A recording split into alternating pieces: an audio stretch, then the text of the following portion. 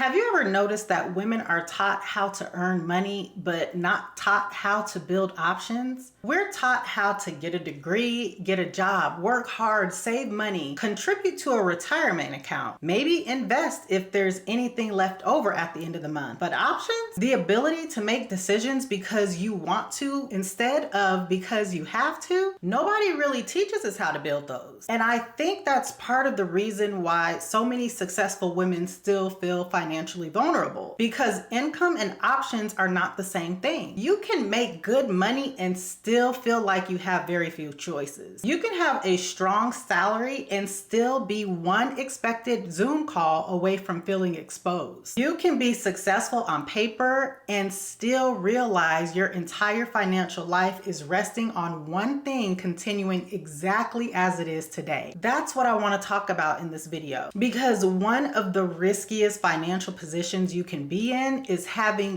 one income stream and calling it safety, especially when that income stream can disappear without your permission. And stay with me for this one, because at the end I'm going to share something that's going to completely change the way you think about financial safety, and I don't want you to miss it. When most women hear the phrase financial options, they think about money just sitting somewhere, sitting in an emergency fund, a savings account, or a retirement balance. And listen, those things do matter, but they're not options, they're buffers. See, a buffer helps you survive something bad. An option helps you choose something better. In other words, a buffer says, if something goes wrong, I can buy myself more time. While an option says, I have enough flexibility in my income that I can get to decide what happens next. One is protection and the other is power. And most women have spent years building buffers while never being taught how to build options. Let's talk about why. Because if your income comes from one source today, you're carrying more risk than you realize. And listen, this isn't because you've done anything wrong. It's because you followed the rules of go to school, get your degree, get a good job, climb the ladder. And here's the thing, for a long time, that was a pretty reasonable strategy, right? But the world has changed. Layoffs happen, departments disappear, budgets get cut, entire industries are evolving. And sometimes very talented women, they find themselves on the receiving end of decisions that had absolutely nothing to do with their performance. One of the biggest lessons I've learned is this: your skills don't disappear when your paycheck disappears. Your expertise doesn't disappear. Your judgment doesn't disappear. Your experience doesn't disappear. The buyer of those skills, that can disappear. Listen, your employer is one buyer of what you know. They're not your only buyer. That realization right there completely changed the way I think about financial safety, because safety isn't having one really strong income stream. Safety is having options. Safety is knowing that if one thing changes, your entire financial life doesn't change with it. Safety is having leverage. Safety is having choices, and choices come from what I call an income architecture, not an income amount. I'm talking about the fact that how your money comes in matters just as much as how much money comes in, maybe even more. Let me break it down this way. Two women can have the exact same salary, right? The same savings, same retirement balance. But if one of them has a second stream of income and the other doesn't, they're not in the same financial position. Not even close. Because one of those women has options and the other has a really nice buffer. So let me give you another way to think about this. There are 3 layers, right? The first layer is your foundation. This is your primary source of income. For most women, that's your job. And that's okay. Listen, your job isn't a problem. In fact, your job is doing exactly what it's supposed to do. The problem happens when your foundation becomes your entire house. Because the thing about foundations is they're supposed to support something bigger. Foundations are not meant to be the whole structure. Think about what that means. A foundation is load bearing. It holds everything up, but it is not the thing you live in. It's not the thing that gives you options. It's the base that makes everything else possible. And when your job is both the foundation and the only thing you've built on top of it, there's nothing between you and whatever your employer decides to do next. That's a structural problem, not the job itself. Layer 2 is your options layer. This is where things get interesting. This is your coaching offer, your consulting work, your skills-based business. This is the thing that pays you because of what you know instead of simply because of where you work.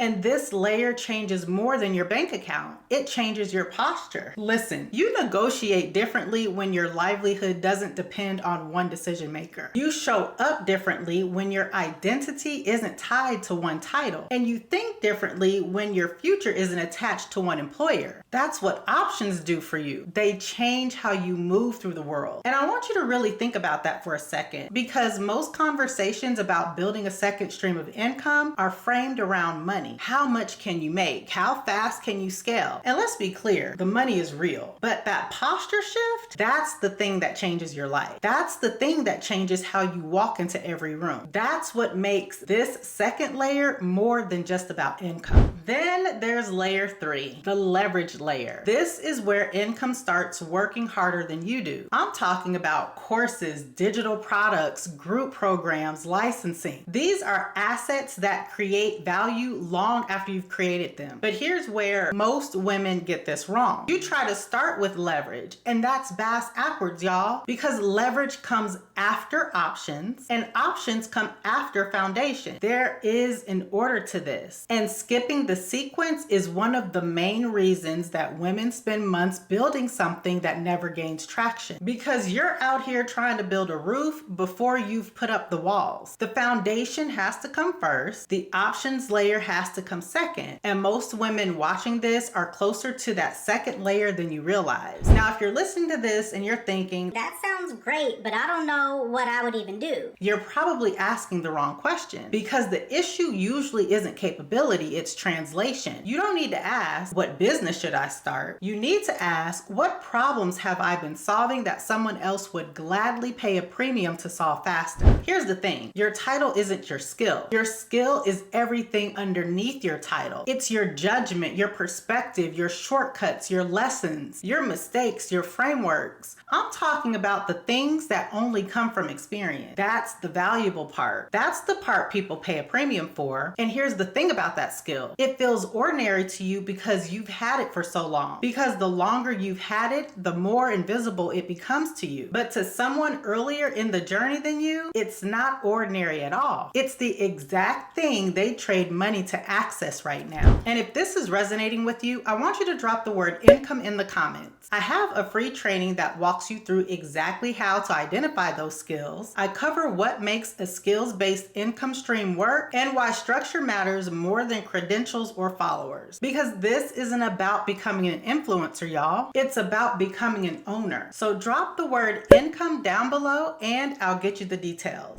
And keep watching, because what I'm about to say next is the piece most women have never heard anyone say out loud. I also want to talk about why so many women wait, because I don't think women wait because they lack skill. I think women wait because they believe financial safety comes first. They tell themselves, I'll do this when things settle down. I'll do this after work gets less busy. I'll do this after the kids get older. I'll do this after I have more clarity. And I'm going to say this with so much compassion because I understand that wait. It feels responsible. It feels like you're being thoughtful. But what's happening is that every month you wait, you're staying in a one income stream structure. And a one income stream structure is exactly what made you feel financially vulnerable in the first place. So the wait isn't making you safer, it's extending the window of risk. That's the part nobody says out loud. Financial options are not the reward you get after you're safe. Financial options are what create the safety. You don't build a second stream of income because you're already safe. You build one so you become more safe. And this is exactly why I believe coaching is such a powerful second stream of income for women. Not because it's trendy, but because it fits. Here's the thing. You already solve problems. You already guide people. You already help others reach outcomes. You already help people make decisions. You already help people avoid mistakes. You've probably been coaching in conference rooms and at kitchen tables for years. You just haven't been getting paid for it. You don't need to become somebody else to do this. You need to package what you already know in a way the market can buy it. That's a skill, and it's learnable, and it's available much sooner than most women think. think. Because you don't have to reinvent yourself to build layer 2. You have to repackage yourself. Here's the thing about all this. Your job was never supposed to carry your entire financial future by itself. Your paycheck pays the bills, but multiple streams of income create choices. And choices are what freedom looks like, because choices give you the ability to stay, ability to leave, ability to pivot, rest, say no, or say yes. And that's what we're building here. Not just more money, we're building more options. And I want to be really clear about something before I tell you the next step. Building financial options doesn't require starting over. It doesn't require a rebrand, a new identity, or a completely different version of yourself. It requires packaging what you've already spent years developing into something the market can access. And if you're ready to build your options layer, that's exactly why I created 2K in 2 hours. It walks you through how to package what you already know into a coaching offer people will pay for, because chances are you already have what you need. You just haven't learned how to structure it yet. So you can get 2K in 2 hours on my website at herincomeedit.com/2K, or just click the link down in the description. Here's the deal. Financial options aren't a luxury anymore. They're a strategy. And your job was never meant to be your only plan. If you're new here, my name is Nick Scott, and I help women turn their existing skills into coaching offers, digital products, and online businesses.